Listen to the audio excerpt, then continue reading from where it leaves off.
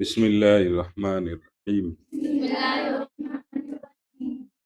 چلیے میں نے اپنے آقا حضرت مولانا خلیل احمد صاحب خلیل آئے ہے، خلیل ہے، خلیل خلیل ہے، خلیل ڈون محلے میں خلیل ہے، اس سے تھوڑا دماغ لگا لیتے ہیں۔ چلو خلیل ہے وہ۔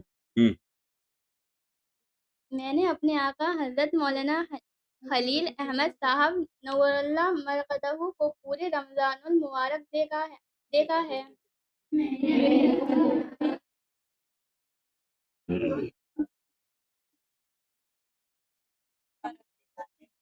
کہ افطار و سحر دونوں وقت کی مقدار تقریباً 1.5 چپاتی سے زیادہ نہیں ہوتی تھی۔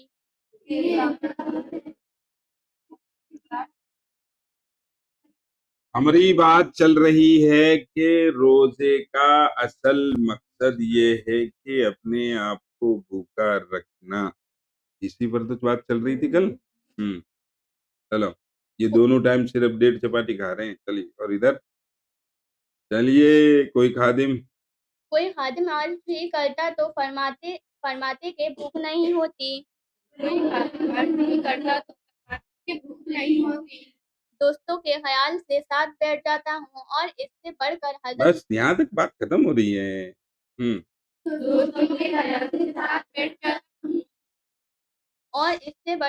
حضرت مولانا شاہ عبد الرحیم صاحب رائے پوری رحمت اللہ علیہ کے متعلق سنا ہے کہ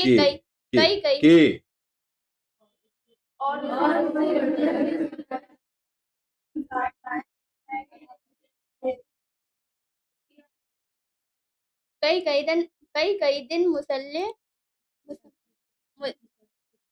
دن مسلسل ایسے گزر جاتے تھے کہ تمام شب کی مقدار سحر و افطار بے دودھ کی چائے کے چند فنجان کے سوا فنجان بولے تو پیالی لکھ رہی ہوگی۔ چلیے کے سوا کچھ نہ ہوتی تھی۔ پڑھیے۔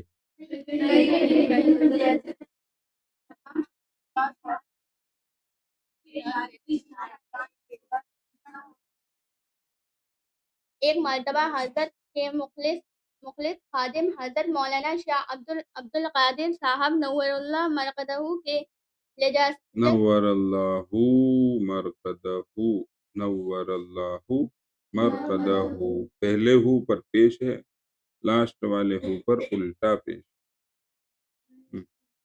اللہ ان کی قبر کو نور سے بھرے، یہ اس کا معنی ہے۔ چلیے ایک مرتبہ حضرت کے مخلص خادم حضرت مولانا شاہ عبد القادر صاحب نور اللہ مرقدہ کے لجاجت سے عرض کیا کہ ذوق بہت ہو جائے گا۔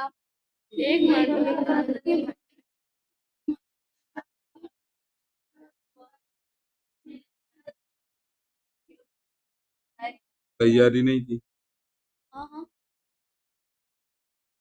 ایسے پڑھ رہی ہے پہلی کلاس کا بچہ پڑھ اٹک اٹک کے رک ہیں۔ مخلص بولے تو کیا بتائیں، پتہ نہیں۔ وفادار این عاجزی سے، این عاجزی، عاجزی لجاجت،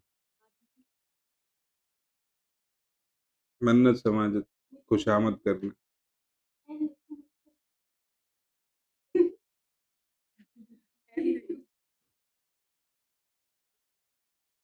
حضرت کچھ تناول ہی نہیں فرماتے، تو حضرت نے فرمایا کہ الحمدللہ جنت کا لطف حاصل ہو رہا ہے۔ خادم خاص نے مولانا عبد القادر صاحب جو تھے ان کے، انہوں نے حضرت سے کہا بھائی کھا لیا کرو، تھوڑا بہت کمزوری ہو جائے گی۔ تو حضرت نے فرمایا کہ جنت کا مزہ، اور اتنے رمضان رکھ لیے، کبھی جنت کا احساس تو کیا ہوتا۔ افطار کا انتظار رہتا ہے، کب کب ٹائم آوے افطاری کا اور ہم کھا پی لیں۔ حق تعالیٰ ہم سیاہ کاروں، اچھا ایسا کیوں ہوتا تھا؟ حضرت نے فرمایا کہ الحمدللہ جنت کا لطف حاصل ہو رہا ہے کہ وہ روزہ تھا ان کا روزہ سب سے مشکل روزہ ہے زبان کا، سب سے مشکل روزہ ہے، بہت مشکل کام، ناپ تول کے بولنا۔ کبھی کبھی نہیں، اکثر و بیشتر ایسا ہوتا ہے کہ جس چیز کو ہم نارملی لے رہے ہوتے ہیں، کیا ہو جائے گا، بول جاتے ہیں، اس سے 500 سال کا نقصان ہو جاتا ہے۔ کتنے؟ اس ایک لفظ کی وجہ سے، جسے ہم یوں سمجھ کے بولیں۔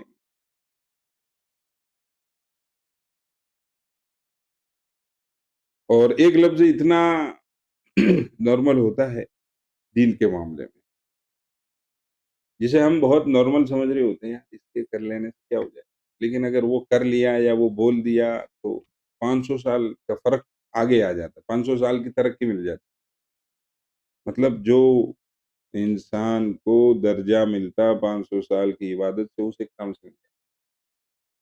تو بڑا مشکل ہے، سب سے مشکل روزہ ہے۔ تو ان لوگوں کا روزہ روزہ ہوتا تھا، کھاتے نہیں تھے ہماری طرح، جانوروں کی طرح، تو پھر وہ روزے کا فائدہ حاصل ہوتا تھا۔ حق تعالی ہم سیاہ کاروں کو بولے تو بھی ان پاک ہستیوں کا اتباع نصیب فرما دے تو زہ نصیب، مطلب ان پاک ہستیوں کا اتباع نصیب فرما دے تو زہ نصیب، یعنی ان نیک لوگوں کی پیروی کرنے کی توفیق مل جائے تو بھی ہمارے لیے کافی ہے۔ مولانا سعدی رحمۃ اللہ علیہ فرماتے ہیں، زبان یار من ترکی و من ترکی نمی دانم، میرے یار کی بادشاہ فارسی آتی، یہ فارسی میں ہے۔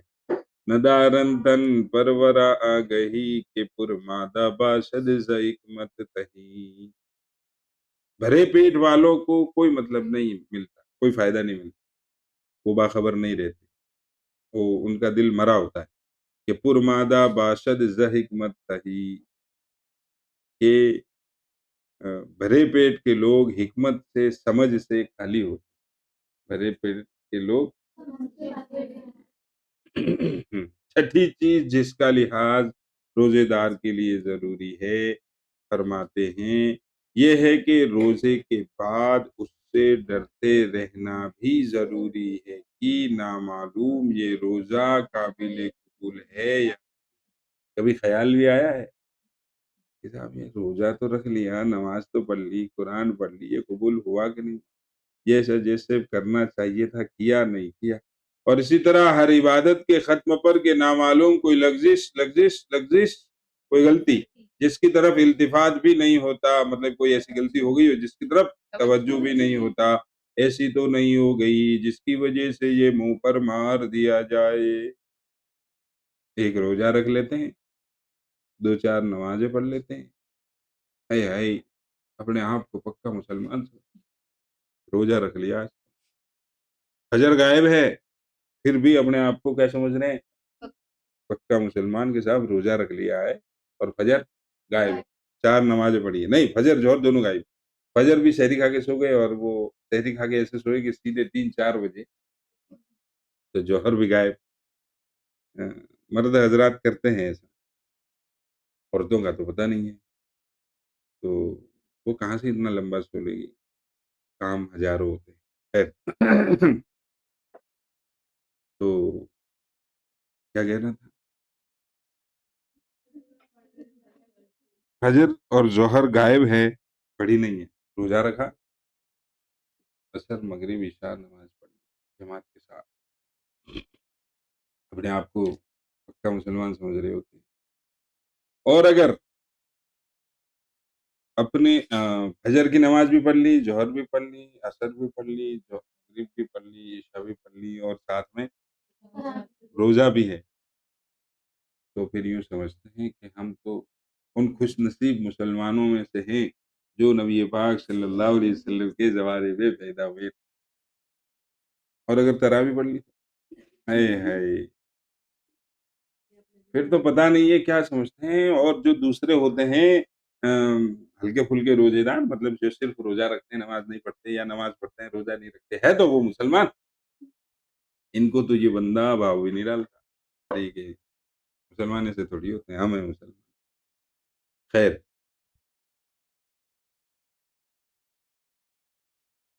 کیا ہوا، کہاں ہوا؟ نبی کریم صلی اللہ علیہ وسلم کا ایک اچھا، یہ بات اس پر بتائی جا رہی ہے کہ بہت سے لوگ ہوتے ہیں جو نیک کام کرتے ہیں لیکن ان نیک کام کے بعد انہیں ملتا کچھ بھی، الٹا گناہ ہو جاتا، الٹا۔ ہمارے استاد حضرت مولانا اسماعیل صاحب کالیڑوی دامت برکاتہم بھی حیات ہو تو دامت برکاتہم کہتے ہیں، وہ اٹپٹے جملے بڑے شاندار بولتے تھے۔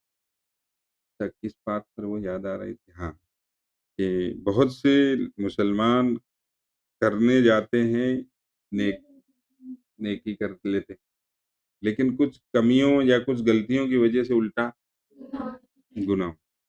ایک ہی ہماری گجراتی میں یعنی ایک نمبر، ایک ہی سے ایک نمبر کے، تو مولانا فرمایا کرتے تھے، مولانا اسماعیل صاحب، کہ گئے تھے مسجد میں نیکی کرنے، گئے تھے مسجد میں ایک ہی کر کے آ گئے، مطلب ثواب لینے گئے تھے، گناہ لے، اس طرح کے جملے بڑے شاندار بولتے ہیں۔ خیر، تو یہ اسی قبیل، یعنی خیر وہ بھاری لفظ آ گیا قبیل، اسی میں سے بات ہے یہ کہ کام کر لیتے ہیں، نیک کام کر لیا، نماز پڑھ لی، روزہ رکھ لیا، زکوٰۃ دے دی، اور بھی نیک کام کچھ بھی کر لیا، لیکن کوئی غلطی ایسی کرتے کرتے ہو، وہ ثواب تو کیا ملتا ہے، الٹا گناہ ہو گیا۔ اس بات کی دلیل پر یہ بات لا رہے ہیں کہ نبی کریم صلی اللہ علیہ وسلم کا ارشاد ہے کہ بہت سے قرآن پڑھنے والے ہیں کہ قرآن پاک ان کو لعنت کرتا رہتا ہے، اس لیے قرآن ڈھنگ سے پڑھو، بم بم بم بم بم ہم بم بم نہیں پڑھنا چاہیے، صاف صاف پڑھنا چاہیے۔ قرآن کے بارے میں حکم ہے، ورتل القرآن ترتیلا، قرآن کو ٹھہر ٹھہر کر جمع جمع کر، کیا ٹھہر ٹھہر کر، اور تراویح میں کیا بتائیں، عام طور پر مسجدوں کی تراویح میں الحمد للہ رب العالمین الرحمن الرحیم مالک یوم الدین ایاک نعبد و ایاک نستعین اہدنا الصراط المستقیم ہو گئی۔ یہ کوئی نماز ہے؟ یہ قرآن کا مذاق ہے، پڑھنے والا بھی گنہگار ہے، جو پیچھے سن رہے ہیں وہ بھی۔ ہاں، اگر سننے والوں میں کوئی ایسا ہے جو ناراض ہے کہ یار یہ غلط ہے، یہ غلط ہو رہا ہے، اور وہ اس پر ٹوکتا بھی ہے، تو پھر وہ گنہگار نہیں، خاموش ہے تو گنہگار ہیں۔ عام طور پر مسجدوں میں قرآن کی ٹانگیں توڑی جاتی ہے، کہیں ناک توڑی جاتی ہے، کئی کان توڑے جاتے ہیں، عام طور پر مسجدوں میں، ہماری مسجد بھی انہی میں سے ایسا قرآن پڑھا جاتا ہے، کیا تو پھر قرآن پڑھنے والے پر لعنت کرتا ہے، کیا کرتا ہے، لعنت۔ تو قرآن کو ڈھنگ سے پڑھنا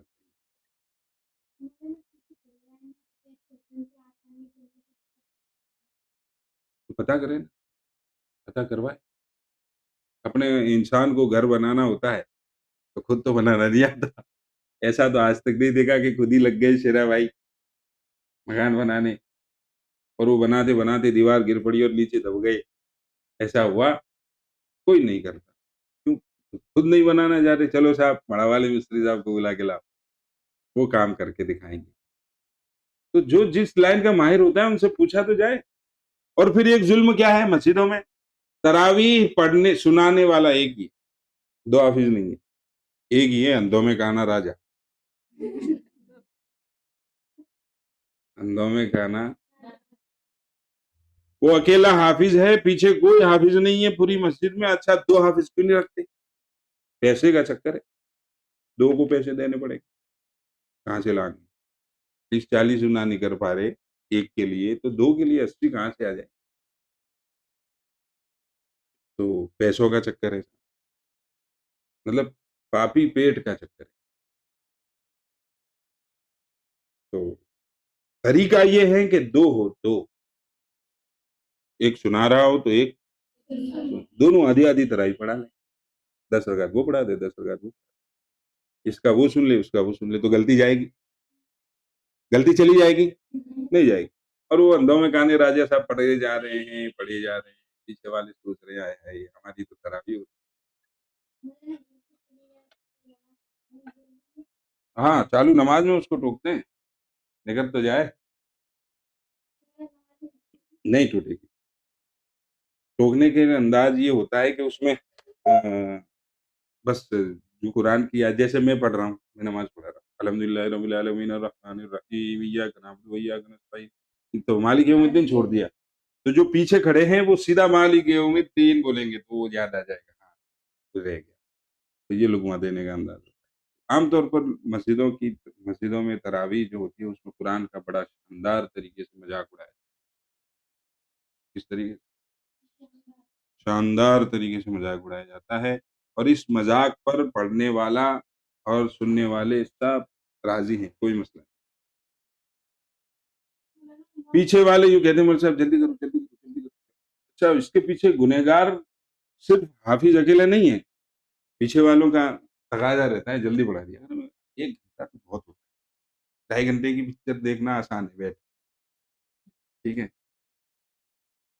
اور وہ تو پھر چلو لیٹے بیٹھے کیسے بھی سن سکتا ہے 2-3 گھنٹے کے میچ ماتا کے فیلڈ میں بڑی دوپہریا میں وہاں رک سکتا ہے لیکن مسجد میں پنکھے کے نیچے جہاں دھوپ بھی نہیں ہے کوئی پریشانی نہیں آج کل کا جو ماحول ہے جو موسم ہے ضرورت ہی نہیں ہے پنکھے کی بھی ضرورت نہیں ہے کیسے بھی ضرورت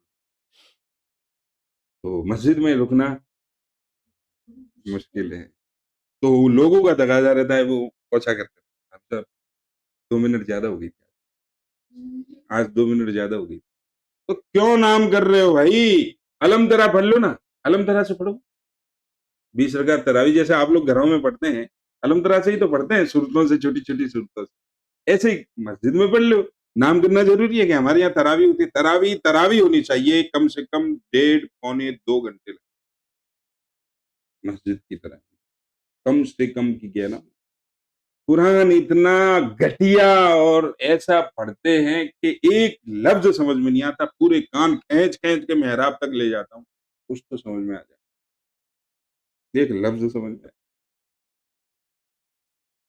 اس لیے قرآن کریم کو صحیح سے پڑھنا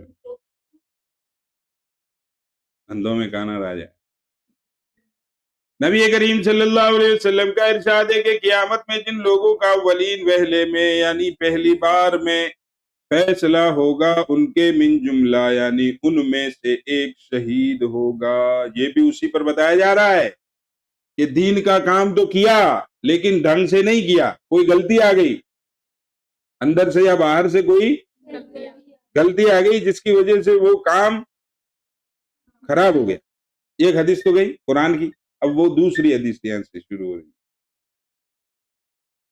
کہ قیامت میں سب سے پہلے جن لوگوں کا حساب کتاب ہوگا فیصلہ ہوگا ان میں سے ایک شہید ہوگا جس کو بلایا جاوے گا اللہ کے جو انعام دنیا میں اس پر ہوئے تھے اس کو جتائے جائیں گے وہ ان سب نعمتوں کا اقرار کرے گا کہ ہاں صاحب یہ بھی ہوا تھا یہ بھی ہوا اس کے بعد اس سے پوچھا جائے گا ان نعمتوں میں کیا حق ادائیگی کی جو چیزیں ہم نے دی تھی اس کا کیا کیا وہ عرض کرے گا تیرے راستے میں قتال کیا تیرے راستے میں جہاد کیا حتیٰ کہ شہید ہو گیا مر گیا ارشاد ہوگا کہ جھوٹ ہے وہ جب کہ مرا ہے سچ میں مرا ہے لیکن اللہ کہیں گے یہ جھوٹ بول رہا ہے بلکہ قتال اس لیے کہا تھا کیا تھا کہ لوگ بہادر کہے سو کہا جا چکا دل میں یہ نیت تھی نا اوہو گھر والے کہیں گے بڑی بڑی شاندار ہے یا میں اللہ کا بڑا خطرہ ہے وغیرہ وغیرہ دیکھو قرآن بھی پڑھ رہی ہے تراویح بھی پڑھ رہی ہے نیت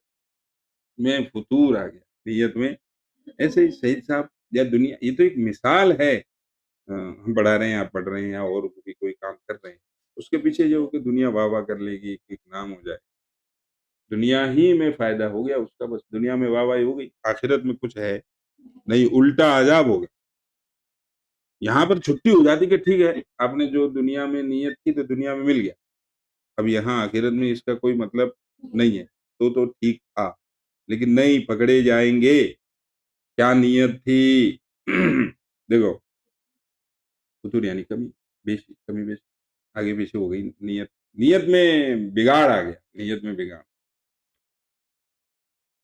بلکہ قتال یعنی جہاد اس لیے کیا تھا کہ لوگ بہادر کہے سو کہا جا چکا، اس کے بعد ہوگا حکم ہوگا اور منہ کے بل کھینچ کر جہنم میں پھینک دیا جائے گا۔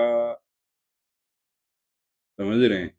جہاد میں جو آدمی شہید ہوتا ہے بے حساب کتاب جنت میں، لیکن جہاں نیت میں فطور آیا، اتنی بڑی عبادت، اتنا بڑا شاندار کام کرنے کے بعد بھی کہاں جانا پڑے گا؟ جنت۔ اس لیے جو وہ جماعت والے 6 نمبر سکھاتے ہیں اس میں سے ایک نمبر ہے اخلاص نیت کا مطلب ہے کہ ہر نیک کام کو ہم اللہ کے لیے کرنے والے بن جائیں، یہ مطلب اس کا مقصد ہے۔ پڑھ رہے ہیں علم حاصل کرنے کے لیے پڑھ رہے ہیں، پنکھا چلایا کیوں؟ ہوا، ایک مقصد ہوتا ہے دنیا کے ہر کام، چھوٹے سے چھوٹا کام لے لو، بڑے سے بڑا کام لے لو، اس کام کے پیچھے ایک ریزن ہوتا ہے کیوں کر رہے ہیں، ہوتا ہے نا؟ تو اسی طرح ہم کوئی بھی نیک کام کر رہے ہیں کیوں کر رہے ہیں، کس لیے کر رہے ہیں، کیوں کر رہے ہیں، کس لیے، وہ ایک ہی مطلب ہے، کیوں کر رہے ہیں کس لیے کر رہے ہیں، دونوں کا ایک ہی مطلب۔ اللہ کے لیے کر رہے ہو، لوگوں کو دکھلانے کے لیے کر رہے ہو، کیوں کر رہے ہو؟ تو اگر نیت میں فطور نہیں ہے، بگاڑ نہیں ہے تو ٹھیک ہے، لیکن بڑا مسئلہ ہوتا ہے نیت کو حدیث کی کتابیں آپ اٹھائیں گے، پہلی حدیث ملے گی انما الاعمال بالنیات، کہ اعمال کا دار و مدار یہ صرف یاد ہو جانے سے کام نہیں چلا۔ آج کل گیان پڑھ جانے کو گیان نہیں سمجھتے، اصل گیانی وہ ہے جو عمل ہو، اصل گیانی وہ ہے، اور اگر علم پر عمل نہیں ہے تو وہ تو وبال ہے۔ القرآن حجت لک، سیدھی سیدھی بات۔ خیر،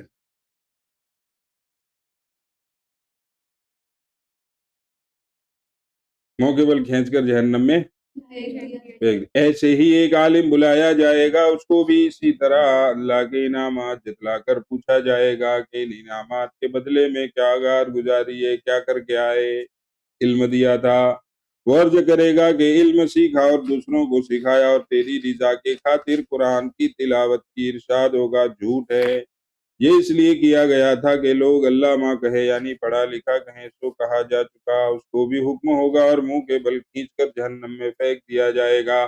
اسی طرح ایک دولت مند بلایا جائے گا، اس سے انعامات الہی شمار کرانے اور اقرار کرنے کے بعد پوچھا جائے گا اللہ کی نعمتوں میں کیا عمل کیا، وہ کہے گا کوئی خیر کا راستہ ایسا نہیں چھوڑا جس میں نے کچھ خرچ نہ کیا ہو، ارشاد ہوگا جھوٹ ہے، یہ اس لیے کیا گیا تھا کہ لوگ سکی کہے سو کہا جا چکا، اس کو بھی حکم ہوگا اور منہ کے بل کھینچ کر جہنم میں پھینک دیا جائے گا۔ اللہ تعالیٰ محفوظ فرمائے کہ یہ سب بد نیتی یعنی غلط نیت کے ثمرات یعنی نتیجے ہیں۔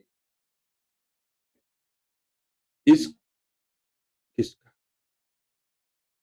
سخی، داتا، دانویر، سخی داتا دانویر، اس قسم کے بہت سے واقعات احادیث میں مذکور ہے، اس لیے روزے دار کو اپنی نیت کی حفاظت کے ساتھ اس سے خائف بھی رہنا چاہیے، ڈرتے بھی رہنا چاہیے اور دعا بھی کرتے رہنا چاہیے کہ اللہ تعالی شانہ اس کو اپنی رضا کا سبب بنا لے، کس کو؟ روزے کو، روزے کو، روزے کو، مگر ساتھ ہی یہ امر بھی قابل لحاظ ہے کہ اپنے عمل کو قابل قبول نہ سمجھنا، امر آخر اور کریم آقا کے لطف پر نگاہ امر آخر ہے، یعنی اپنے عمل کو یہ سمجھنا کہ یہ شاید اس لائق نہیں ہے کہ قبول ہو جائے۔ جب یہ سوچ ہوگی، اس سوچ کے ساتھ ہم نیک کام کریں گے کوئی بھی، تو اس کو ہم تھوڑا سا اور اچھا کرنے کی کوشش کریں گے، یہ الگ میٹر ہے، امر آخر ہے، یہ الگ میٹر ہے۔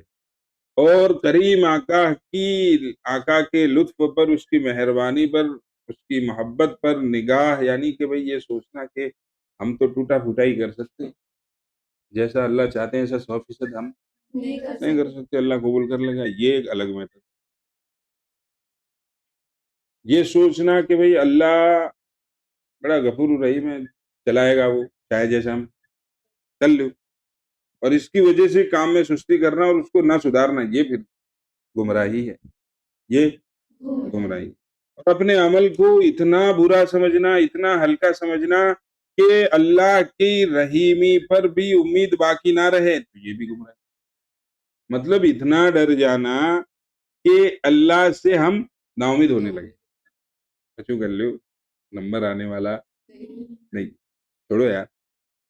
بہت سے لوگ دنیا میں پڑھائی کرتے ہیں، 2-3 بار ایک ہی چیز کا ایگزام دیتے ہیں، ایک ہی چیز کا ایگزام دیتے ہیں تو نمبر نہیں آتا، بار بار بار بار بار، چھوڑو یار، پریشان ہو کے پھر وہ یوں کہہ رہا ہے چھوڑو یار بھائی آگے کچھ اور وہ نا امید ہو گئی، نا امید ہو گئی تو چھوڑا نا۔ ایسے ہی کہ بھئی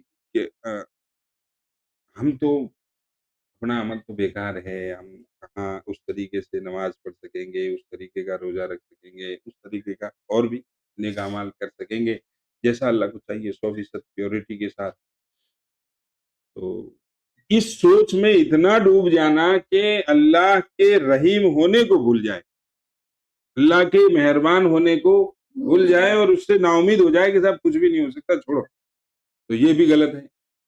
اور اللہ سے اتنی امید باندھ لینا جیسے کہ یہاں کے لوگ باندھے ہوئے ہیں کہ اللہ بڑا غفور رحیم، حال بھی کیا حال، کچھ بھی کر جاتے ہیں، توبہ بھی نہیں کرتے، اور کوئی بات کہتے ہیں تو اللہ بڑا غفور۔ تو یہ ہے نڈرتا کہ اللہ کی رحیمی اور کریمی کی وجہ سے اللہ سے نڈر ہو جانا، نہ ڈرنا، یہ بھی غلط ہے، اور وہ بھی اتنا ڈرنا کہ نا امیدی ہو جائے، یہ بھی غلط ہے۔ اور اتنی آس لگا لینا اللہ کے پیار کی، اس کی محبت کی کہ نڈر ہو جائیں، ارے کچو کرنے کی ضرورت نہ ہے، اللہ 70 ماؤں سے زیادہ معاف کرنے والا ہے، اور کون سی ماں اپنے بیٹے کو آگ میں ڈالے گی؟ ایک تو پڑھے لکھے ہیں، کون سی ماں اپنے بیٹے کو آگ میں ڈالے گی؟ اللہ تو ایسی 70 ماؤں سے زیادہ پیار کرنے والا ہے، کر لو کچھ بھی کرنا، چاہے جیسے زندگی گزار لو، وہ تو جنت ملے گی، یہ بھی غلط ہے۔ مطلب ڈر کے مارے نا امید ہو جانا، یہ بھی غلط ہے، اور امید کے مارے نڈر ہو جانا، یہ بھی ہے۔ تو پھر ڈرتے ڈرتے کرتے رہو، کرتے کرتے ڈرتے رہو، ڈرتے ڈرتے اور کرتے کرتے۔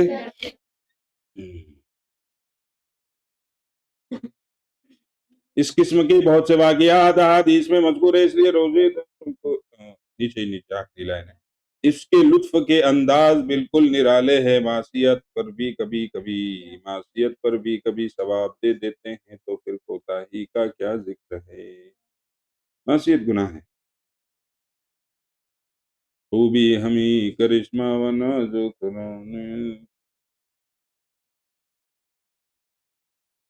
یار سے مست ترک نام نیست، زبان یار من ترکی و من ترکی نمی دانم، کہ جس چیز کو ہم سمجھنا چاہ رہے ہیں وہ اس بھاشا میں ہے جسے ہمارے باپ دادا بھی نہیں جانتے۔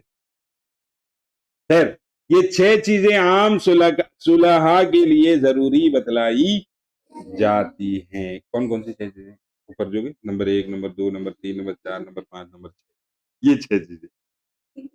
مطلب نمبر 1 کے ذیل میں، اس کے انڈر میں، نمبر 1 لکھنے کے بعد جو باتیں لکھی ہوئی، نمبر 2 کے بعد جو باتیں لکھی ہوئی، نمبر 3 کے بعد، وہ ساری کل ملا کے ایسے 6 ہو گئی۔ یہ ساری 6 چیزیں عام نیک لوگوں کے لیے ضروری بتلائی جاتی ہیں۔ نیک، میرا انداز تدریس یعنی پڑھانے کا انداز ابھی آپ کچھ نہیں سمجھ پائے، کچھ کو تو پتا ہے، میں نوٹ بھی کرتا ہوں، پڑھاتے ہوئے کوئی لفظ ایسا آتا ہے جو مجھے لگتا ہے کہ مشکل ہے تو اس کو سنگی سنگ اس کا ترجمہ کر کے چلتا، تو کچھ تو ایسے ہیں جو سنگی سنگ اس کو نوٹ کر لیتے، سمجھ جاتے ہیں کہ یہ اس کا ترجمہ ہو، اور کچھ کو کوئی مطلب ہی نہیں۔ پھر جب تک کوئی بھی کسی بھی لائن کی پڑھائی ہو، جب تک آپ اپنے استاذ کو سمجھ نہیں لیتے کہ یہ پڑھاتے کیسے، کمال حاصل نہیں ہوتا، کبھی بھی نہیں ہو سکتا، کبھی بھی ٹوٹ جائے، مر جائے کبھی، مطلب وہ بچہ ایسا ہو کہ کوئی بھی بات اس کو وہ ایک ہی بار پڑھ لے، بس کافی، پھر وہ اس کو بنا دیکھے یاد ہو. اتنا ذہین اور ٹیلنٹڈ ہونے کے بعد بھی پڑھنے والا اگر استاد کو نہیں سمجھا ہے کہ یہ کب کیا کہہ رہے ہیں، یہ مذاق میں بھی کیا کہہ جاتے ہیں اور غصہ میں بھی کیا کہہ جاتے ہیں، ڈانٹتے ہوئے بھی کوئی کہہ جاتے ہیں کہ نہیں کہہ جاتے، یا ویسے ہی ڈانٹ رہے ہیں. ماں باپ کسی نہیں، کوئی مطلب ہی نہیں ہے، سنا دی تو سنا دی، سنا دی تو سنا. جب تک پڑھنے والے اپنے استاد کو نہیں سمجھ پاتے کوئی مطلب نہیں صاحب، نہیں ملتا. نہیں، یہ علم ہے، یہ علم ہے. جیسے کہ ہم بچے تھے چھوٹے چھوٹے، اتنے چھوٹے کہ جب سمجھ جاتے ہیں اشارے سے، تو ہم ماں باپ کے چہروں کو پڑھ کے سمجھ جاتے تھے کہ موسم کیسا ہے، 2 روپے مانگنے کے لائق ہے یا سمجھ جاتے تھے نا. اسی طریقے سے سبق کے دوران استاد کو سمجھنا کب کیا کہہ رہے ہیں تو ہی آپ کو کچھ مل پائے گا. نہیں، میری عادت ہے پڑھاتے ہوئے مشکل الفاظ کو آسان کر کے آگے چلنا. خیر، عام صلحاء یعنی عام نیک لوگوں کے لیے ہے، ہمارے لیے نہیں. آپ تو بڑے اسپیشل لوگ ہیں. عام صلحاء یعنی میرے جیسے لوگ، عام صلحاء. خواص اور مقربین یعنی اسپیشل جو لوگ ہوتے ہیں، وی آئی پی نہیں، وی آئی پی. میں وی آئی پی، آپ وی آئی پی.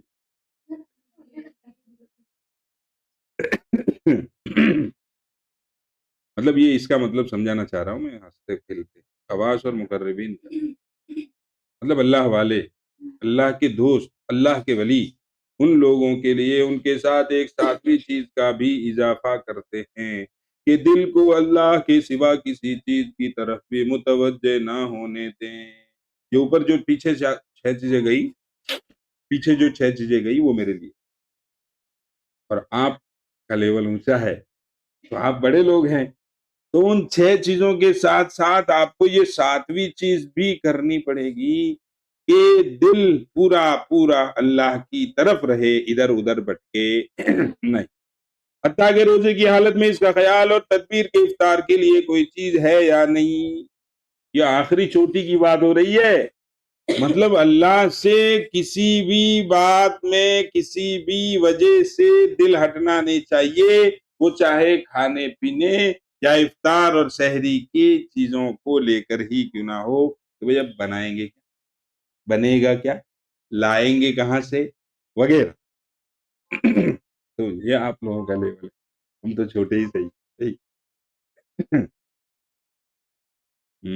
اس کا خیال اور تدبیر کے افطار کے لیے کوئی چیز ہے یا نہیں، یہ بھی خطا فرماتے ہیں، اس سے بھی غلطی بتاتے ہیں. بعض مشائخ نے لکھا ہے کہ روزے میں شام کو افطار کے لیے کسی چیز کے حاصل کرنے کا قصد بھی خطا ہے، یعنی ارادہ بھی خطا ہے، اس لیے کہ یہ اللہ کے وعدہ رزق پر اعتماد کی کمی ہے، رزق کے وعدے پر بھروسے کی کمی ہے، جبھی دوسری ادھر ادھر بھاگ رہا ہے.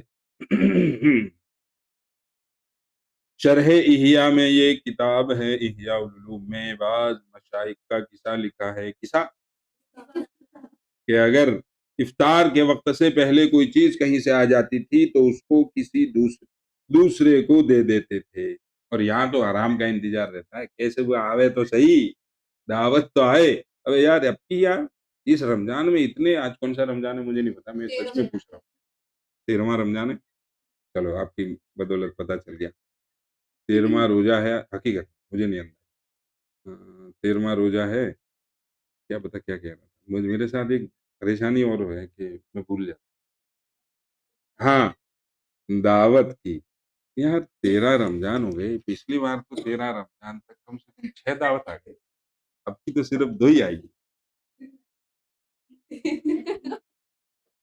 روزہ ہے یہ، میں یہ صرف ہنسانے کے لیے نہیں کہہ رہا ہوں، یہ روزے والی عبادت ہے، یہ نماز کی عبادت نہیں ہے، یہ روزہ ہے. روزہ جس کا بدلہ اللہ خود ہے.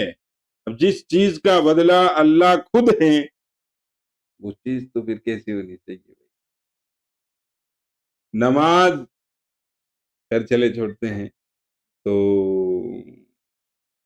یہ ہے روزہ، یہ ہے روزہ، نماز کا بدلہ جنت ہے، حج کا بدلہ جنت ہے، فلانے کا بدلہ جنت ہے، فلانے کا بدلہ جنت ہے، فلاں نیک کام کا بدلہ جنت ہے، فلاں نیک کام کا بدلہ جنت ہے، فلاں نیک کام کا بدلہ جنت ہے، اور کل قیامت کے دن اللہ کہیں گے آجا آجا آجا، تو روزے دار ہے تو تین روزہ رکھا تھا نا، ہاں کیا میں خود تیرا بدلہ مانگ، کیا مانگ، اب جسے اللہ مل گیا اسے سب مل گیا نا، پہ جنت بھی اس کی اور جنت کے سارے پورشن اس کے، نماز کے بدلے جنت ملے گی تو ایک کونا ملے گا، اور اگر اللہ ہی ہو جائے کہ سب میں دے رہا ہوں تو سب کچھ، اللہ کا عرش، اللہ کی کرسی، اللہ کا لوح محفوظ، قلم وغیرہ سب کسی کا ہو جائے، ایک کہانی سنتے ہیں، چلو چھوڑو کہانیوں میں کیا سنا دے سنا دو۔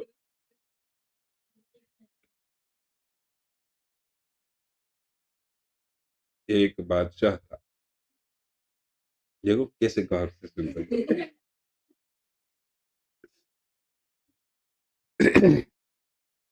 اس کے یہاں کام کرنے والے مرد بھی تھے، عورتیں، باندیاں، اس میں ایک کالی کروٹی، صورت شکل سے بالکل بستر، این بجر،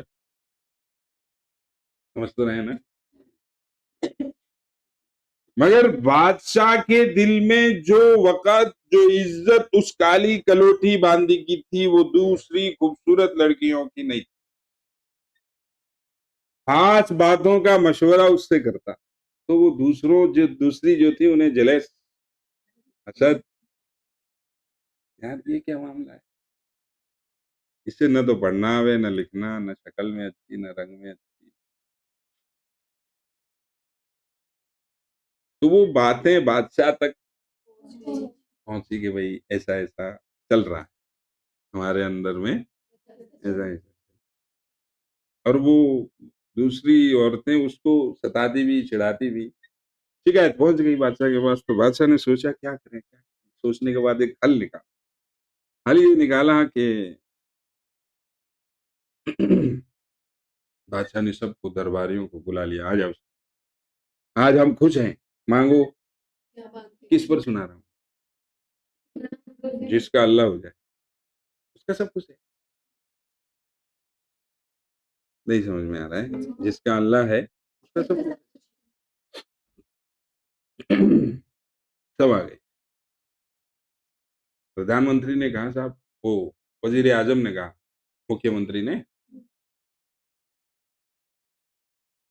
وزیر اعظم نہیں، وزیر اعلیٰ، وزیر اعظم تو پردھان منتری، صاحب کیا کس بات کی خوشی ہے آج، آپ بہت خوش دکھ رہے ہیں کہ بس آج ہم خوش ہیں، مانگو کیا مانگو، تو کسی نے یہ کچھ مانگ لیا، کسی نے کچھ مانگ لیا، کسی نے کچھ مانگ لیا، وہ کالی کلوٹی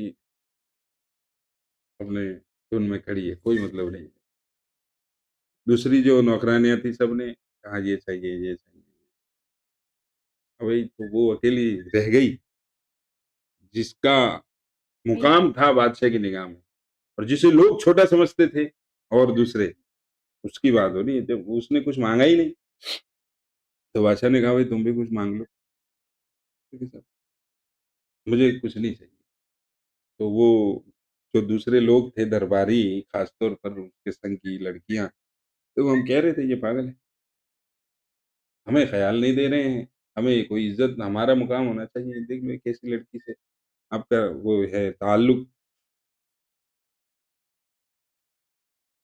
بادشاہ نے کہا بھائی کچھ تو مانگ لے، تو وہ لڑکی آئی اور بادشاہ کے سامنے آئی اور کہا کہ مجھے تو آپ، تو اس قصے کے پیچھے یہ سبق ہے کہ جو مالک ہے وہی مل جائے تو سب کچھ اسی کا، تو روزے کا بدلہ اللہ ہے، اب اتنا بڑا بدلہ مل رہا ہے جو جنت سے کئی، جنت تو اس کے سامنے کچھ ہے ہی، جنت تو اس کے سامنے کچھ ہے ہی نہیں، جب جنتی جنت میں جائیں گے تو وہ پہلے نگاہ پیردان پہ پڑے گی، کیا پہ پڑے گی،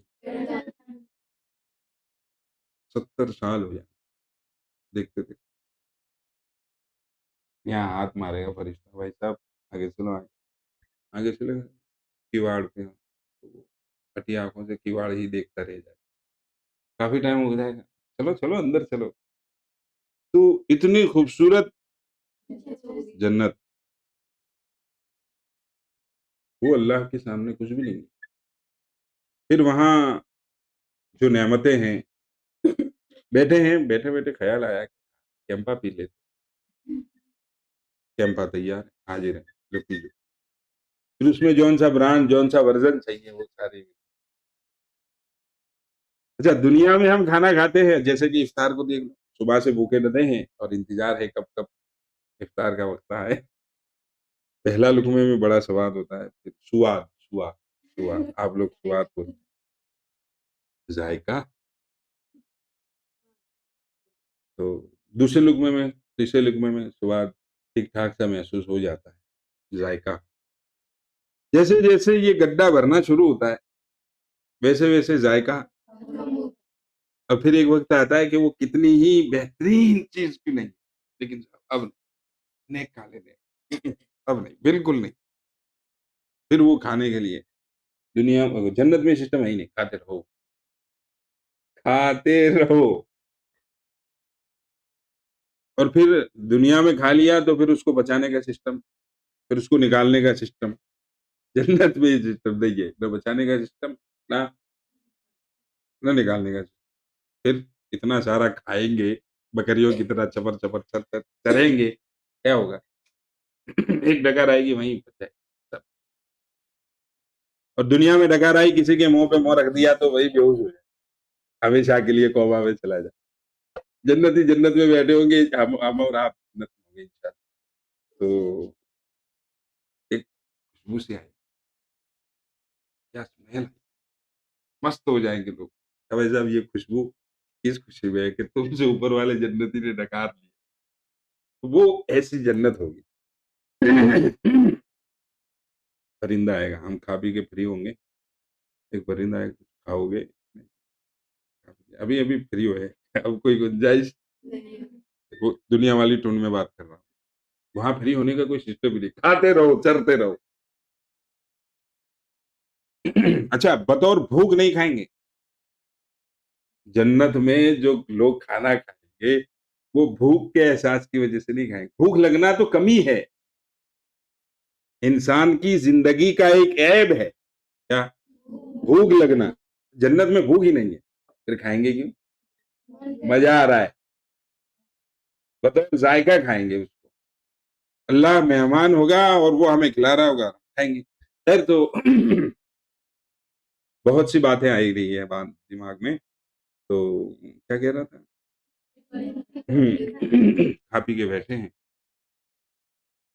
اچھا دنیا میں ہم لوگ بھی رمضان کا مہینہ گزرتا ہے، اچھے سے اچھا کھا لیتے ہیں، لیکن لمٹ کے اندر، لمٹ سے باہر نہیں خرچہ کر سکتے، کیونکہ ڈر ہے کھائے گا زیادہ خرچہ ہونے کا، زیادہ بھائی جتنا مہنگا کھاؤ گے، جتنا بڑھیا کھاؤ گے، اتنا خرچہ زیادہ ہوگا۔ تو دنیا میں ہم چاہیں بہتر سے بہتر کھانا بنا لیں، لیکن کہیں نہ کہیں ایک ٹینشن رہتا ہے کہ وہ گڈی کم ہو رہی ہے کہ نہیں؟ جنت میں سسٹم ہی نہیں، کھاؤ پیو مست رہو، کوئی مسئلہ ہی نہیں، کوئی بل ہی نہیں ہے، کوئی بل، سعید کی کرانے کی دکان پر کچھ بھی لینے جانے کی ضرورت نہیں، سب کچھ ریڈی میڈ تیار ہے۔ خیر تو کھا پی کے بیٹھے ہیں، وہ پرندہ آئے گا، صاحب کچھ کھا لو، نہیں صاحب اچھا نہیں، پیٹ بھرا ہوا ہے، من نہیں، ارے کہ نہیں نہیں چیک کر لوں، ارے کہ بھائی نہیں ہے تو اپنا کام، وہ ایک راؤنڈ مار کے پھر واپس آ جائے گا، ارے کہ صاحب جنتی صاحب، خالو صاحب، آگے چل کھلا دیں، تو چیٹ رہا ہوگا کھلانے کے لیے، تو وہ اپنی جان چھڑانے کے لیے اسے کہے گا کہ صاحب ٹھیک ہے چل تو کھلا، کیا کھلا؟ تو پھر وہ پوچھے گا کیسا کھاؤ گے، بھنا کھاؤ گے، شوربے والا کھاؤ گے، کباب کھاؤ گے، کیا کھاؤ گے؟ مطلب زندہ پرندہ پوچھ رہا ہے، تو اس نے کہہ دیا کہ صاحب میں تو کباب کھاؤں، تو پرندہ پاس میں آ کر یوں پر ہلائے گا تو پر میں سے کباب نکلیں گے، کھائے گا۔ سب کچھ ہو گیا،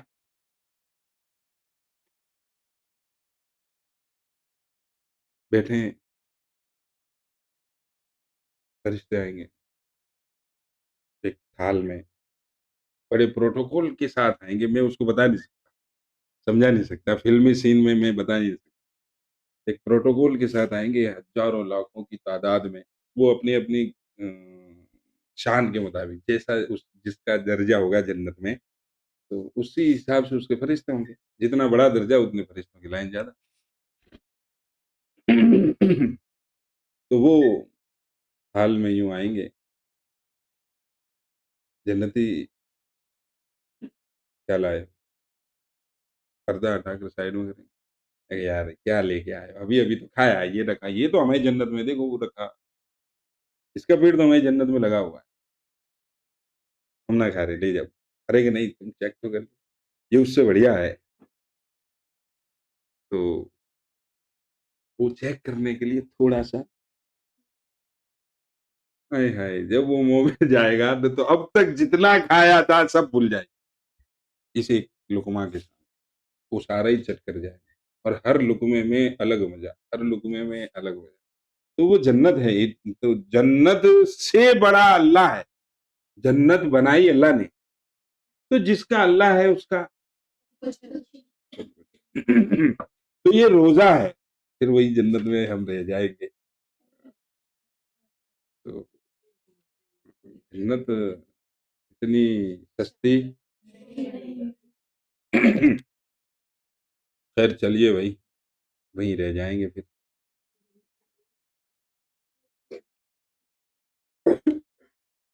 مبادہ اس کو کہیں ایسا نہ ہو. مبادہ ہو گیا.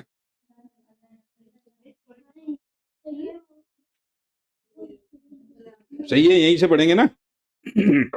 مبادہ دل کو اس کی طرف التفات ہو جائے اس چیز کی طرف توجہ ہو جائے اور توکل میں یعنی بھروسے میں کسی قسم کی کمی ہو جائے. مگر یہ امور یہ باتیں بڑے لوگوں کے لیے ہیں آپ لوگوں کے لیے ہم تو چھوٹے ہی صحیح. ہاں جنت میں ہمیں جائیں تو ہمیں یاد رکھنا ٹھیک ہے. ہاں ہم چھوٹے لوگوں کو دھیان رکھتے ہیں لے جانا کھینچ مگر یہ امور بڑے لوگوں کے لیے ہم لوگوں کو ان امور کی ہوس کرنا بھی بے محل ہے. یہ 7واں نمبر جو بتایا نا یہ آپ لوگوں کے لیے ہم کون سے کر سکتے ہیں اس چیز اور اس حالت پر پہنچے بغیر اس کو اختیار کرنا اپنے کو ہلاکت میں ڈالنا ہے کہ جب تک توکل کا وہ درجہ حاصل نہ ہو جائے ایمان کا وہ درجہ حاصل نہ ہو جائے اس طرح کے کاموں کو تبھی کرنا چاہیے. ایمان بنا نہیں ہے بھروسہ کر بیٹھے کہ اللہ کھلائے گا کھا کھلائے گا قبر میں چلا جائے گا. بھئی ایمان کی حقیقت تو یہ ہے کہ اللہ گھر بیٹھے کھلانے کی. حدیث میں آتا ہے کہ انسان یہ لوگ اللہ پر ایسا بھروسہ کر لیں جیسے جانور اور پرندے کر کے رکھتے ہیں تو ہم انہیں گھر بیٹھے کھانا کھلائیں کماوے جانے کی ضرورت نہیں ہے. اگر وہ ایمان کہاں ہے جب پڑھا لیا بھائی کھانا کہ اللہ کھلائے گا کوئی بنا لے چپ چاپ کہ نہیں اللہ کھلائے گا کوئی بنا لے اللہ کھلائے گا. اب رات کے 2:30 بجے بگونیا کی آواز آ رہی گھر میں کیسا کہ اللہ کھلا رہا تھا مگر کھلایا سوچا چلو اب بنا ہی لیتے. تو اس طرح کی یہ جو بات کہیں ہم لوگوں کو ان امور کی ہوس کرنا بھی بے معنی یعنی اتنے بڑے لیول کا کام کر لینا میرے لیے تو ناممکن ہے. آپ بڑے لوگ ہیں آپ لوگ کرتے. مفسرین نے لکھا ہے کہ کتب علیکم الصیام سورہ بقرہ آیت نمبر 183 میں آدمی کے ہر جزو پر مطلب یہ آیت ہے کتب علیکم الصیام کما کتب علی الذین من قبلکم لعلکم تتقون. اے لوگو تم پر روزہ فرض کیا گیا ہے. آیت کا ترجمہ بتا رہا ہوں کتاب میں نہیں ہے لکھا ہوا. کتب علیکم الصیام تم پر روزہ فرض کیا گیا ہے جیسا کہ تم سے پہلے لوگوں پر روزہ فرض کیا گیا تھا. کیوں لعلکم تتقون تاکہ تم تقوی حاصل کرو تاکہ تم تقوی حاصل کرو. تو اس آیت کی تفسیر میں مفسرین نے لکھا ہے مفسر تفسیر کا علم جاننے والوں کو کہتے ہیں کہ آدمی کے ہر جزو پر ہر انگ پر ہر حصے پر روزہ فرض کیا گیا ہے. بس زبان کا روزہ جھوٹ وغیرہ سے بچنا ہے اور کان کا روزہ ناجائز چیزوں کے سننے سے احتراز یعنی بچنا ہے. آنکھ کا روزہ لہو و لعب کی یعنی کھیل کود کی چیزوں سے بچنا ہے احتراز ہے. اور ایسے ہی باقی اعضاء حتیٰ کہ نفس کا روزہ حرص یعنی لالچ اور شہوتوں سے بچنا، ادھر ادھر کی تمناؤں سے بچنا ہے۔ دل کا روزہ حب دنیا سے یعنی دنیا کی محبت سے خالی رکھنا ہے۔ روح کا روزہ آخرت کی لذتوں سے بھی احتراز، اور سر خاص کا روزہ غیر اللہ کے وجود سے بھی احتراز ہے، یعنی اللہ کے علاوہ کوئی نہیں ہے۔ اس طرح کی سوچ سے اپنے آپ کو پاک رکھنا ہے، خاص بات۔ تو یہاں تک ہو گیا حدیث نمبر 9 مکمل، حدیث نمبر 9 پورا ہو گیا، ہو گیا پورا ہو گیا۔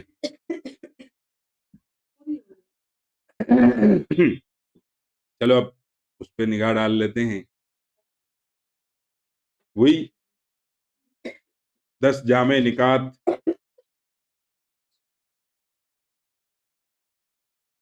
نمبر 1 روزہ ڈال ہے۔ حدیث پاک کے مطابق روزہ بندے کے لیے ایک ڈال ہے جو اسے شیطان کے حملوں، اللہ کے عذاب اور جہنم کی آگ سے بچاتا ہے۔ یہ کل ہو گیا۔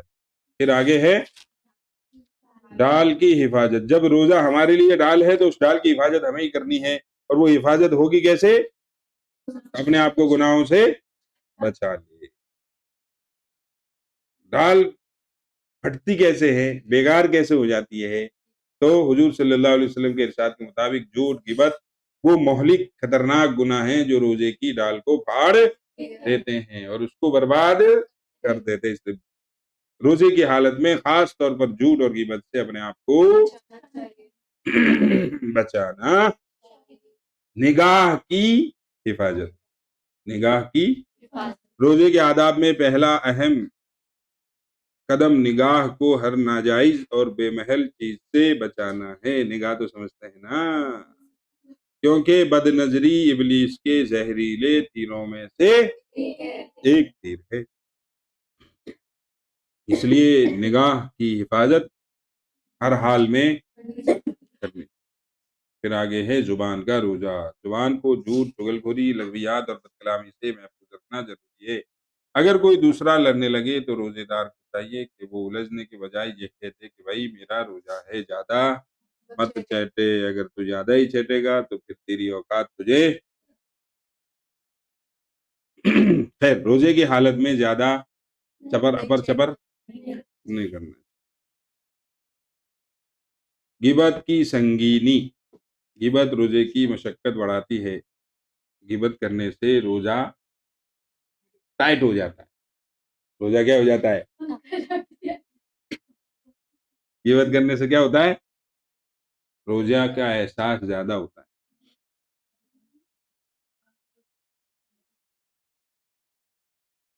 اسے بھی لگ سکتا ہے، لیکن اس سے خاص چیزوں پر اس سے اتنا نہیں لگے گا کہ وہ آدمی مرنے کے قریب ہو جائے۔ بیماری کی وجہ سے، بیماری میں تو اس کو روزہ رکھنے کی اجازت ہے نا کہ مت رکھ بھائی، کیوں ہوشیار بن رہا ہے، ہم اگر ٹپک جائے گا بیوی بچوں کو کیا ہوگا۔ روزے کی حالت میں کوئی ایسا بیمار ہے کہ اگر وہ روزہ رکھتا ہے تو اس کی جان کا خطرہ بن سکتا ہے، تو اسے اجازت دی ہے قرآن نے کہ بھائی مت رکھ روزہ۔ اگر تو نے رکھا اور تو ٹپک گیا تو پھر تیرے بیوی بچوں کا کیا ہوگا؟ وہ ایک الگ بات کہ ویسے تو بڑھیا ہٹا کٹا خوب مضبوط آدمی ہے، لیکن اچانک ایسا ہو گیا تو ایک الگ مسئلہ رہا ہے۔ ہاں دوران روزہ، بہت اچھی بات پوچھی ہے کہ دوران روزہ طبیعت خراب ہو، اب یہ ہے بھائی صاحب ان کا تقویٰ آسمانوں کو چھو رہا ہے، جیسے کہ آپ لوگ، آپ کا ایمان، آپ کا تقویٰ، آپ کی ساری چیزیں، ہم تو گرے پڑے لوگ ہیں، ہمارا کیا، ہم تو جولا لے کے چل جائیں گے کہیں بھی۔ پھر تو کوئی بندہ رمضان میں بیمار ہو اور ڈاکٹر کہہ رہے ہیں کہ بھائی روزہ، ڈاکٹر کیا ہمیں لگ رہا ہے کہ اگر اس نے روزہ نہیں توڑا تو یہ ٹپک جائے گا، اور یہ ٹپک جائے گا تو پھر پیچھے بیوی ہے، بچے ہیں وغیرہ ہیں، سب ان کا کیا ہوگا؟ تو شریعت کوئی نہیں ہے، پھر بھی اپنی جان خود کی نہیں ہے، یہ جان اللہ کی ہے، اس جان کی حفاظت کرنا میری آپ کی ذمہ داری ہے، اسی لیے خودکشی آتم ہتیا کرنا حرام ہے۔ کہ یہ جو جان ہے ہمارے اندر، جو کرنٹ ہے جس کی وجہ سے ہم زندہ ہے، یہ ہم نے نہیں بنایا، یہ اللہ نے دیا ہے، تو یہ اللہ کی ہمارے پاس امانت ہے، اس کی حفاظت کرنی ہے۔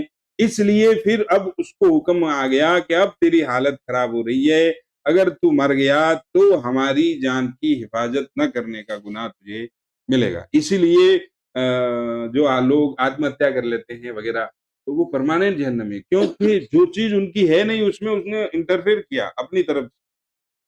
تو روزے کی حالت میں خلاصہ یہ ہے کہ روزے کی حالت میں ویسے تو خوب کھٹا کھٹا مضبوط بندہ ہے، لیکن روزے کی حالت میں طبیعت خراب ہو گئی، اور لگ رہا ہے کہ اگر طبیعت خراب، وہ روزہ نہیں توڑا تو طبیعت خراب، تو کیا ہے کہ زندگی خراب ہو جائے گی، تو اب روزہ توڑ دینا ضروری ہے۔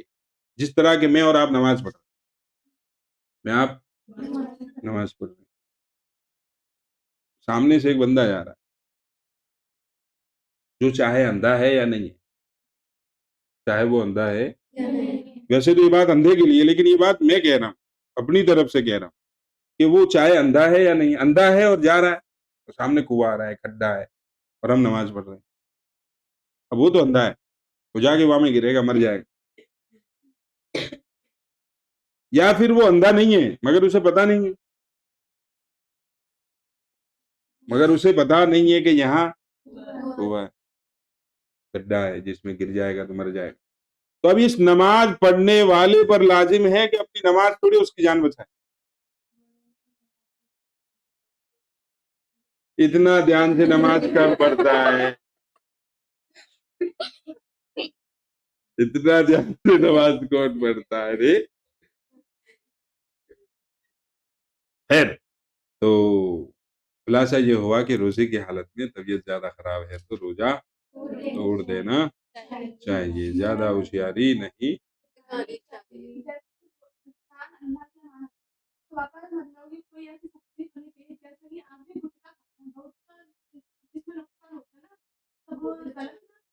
غلط ہے، گناہ ہوتا ہے، مکروہ ہے، بالکل ہے، ہم کہیں گے اس بات۔ چلیے، تو غیبت روزے کی مشقت کو بڑھا دیتی ہے اور ثواب ختم کر دیتی ہے۔ ماخذ یعنی کتاب میں ان دو عورتوں کا واقعہ مذکور ہے، دھیان آیا؟ ہاں، جن کے روزے کی حالت میں غیبت کرنے پر کہہ میں گوشت کے ٹکڑے نکلے تھے۔ کان اور دیگر اعضاء کی حفاظت، نمبر 7 ہے یہ۔ اچھا، کوئی مسئلہ نہیں، جتنے ہو جائے اتنی بڑھیا۔ جو بات زبان سے نکالنا ناجائز ہے اسے سننا بھی گناہ ہے۔ جو بات ہم بول نہیں سکتے اسے ہم سن بھی نہیں سکتے، لہذا کانوں کی حفاظت بھی روزے کی حالت میں خاص طور پر اور بالعموم لازم اور ضروری ہے۔ اسی طرح ہاتھ اور پاؤں اور دیگر اعضاء کو بھی اللہ کی نافرمانی سے روکنا روزے کا حصہ ہے۔ روزے کا حق ادا کرنے کا ایک طریقہ ہے کہ پورے بدن کے اعضاء کو غلط کاموں سے بچانا۔ حلال اور معتدل افطار، نمبر 8 پہ، جہاں جا کے ہم پانی پھیر دیتے ہیں۔ افطار کے وقت حرام مال سے بچنا ضروری ہے، نیز حلال بھی اتنا نہ کھایا جائے کہ ٹناٹن ہو جائے، شکم شیر یعنی ٹناٹن دبا کے کھا لے، ورنہ روزے کا مقصد یعنی قوت شہوانیہ، یعنی گناہ کی جو طاقت ہے انسان کے اندر، اس کو جو توڑنے کا روزے کا مقصد ہے وہ حاصل نہیں ہوگا۔ نمبر 9 پہ ہے نیت کی حفاظت اور خوف۔ روزہ مکمل کرنے کے بعد، روزہ پورا ہو گیا، افطار کر لیا، اس کے بعد یہ ڈر رہنا چاہیے کیا پتا روزہ قبول ہوا یا نہیں۔ اختتام پر اپنی لغزشوں کا احساس، یعنی روزہ ختم ہو گیا، صبح سے اب تک کتنی نادانیاں روزے میں کی، کتنے غلط کام کیے، ان پر افسوس ہو۔ ارے یار مولانا اتنے دن سے کہہ رہے ہیں مگر ہم موبائل چلاؤ نا، اس طرح کا احساس ہو، بس احساس نہ ہو، اس پر ہاں عمل بھی، اور اللہ کو راضی کرنے کی دعا بھی مانگنی چاہیے۔ قلب کا روزہ کیا ہو رہا ہے، تو غصہ دکھا رہی ہے، پھر وہی بات آ گئی، فین نہ چل رہا، فین پہ غصہ دکھا رہی ہے۔ روزے کا اعلیٰ ترین درجہ یہ ہے کہ دل کا روزہ ہو، دل کا بھی روزہ ہو۔ دل کا روزہ یہ ہو کہ دل کو اللہ کے سوا ہر خیال سے پاک کر لیا جائے۔ دل کا روزہ یہ ہے کہ دل میں اللہ کے علاوہ ہر خیال سے، ہر سوچ سے دل پاک ہو۔ مفسرین والی جو بات آئی تھی ابھی اخیر میں کہ جسم کے ہر جزو حتیٰ کہ روح یعنی جو ہمارے اندر جان ہے، سر بات یعنی اس جان پر بھی روزہ فرض ہے۔ تو کیا کہہ رہی زور سے کہہ رہی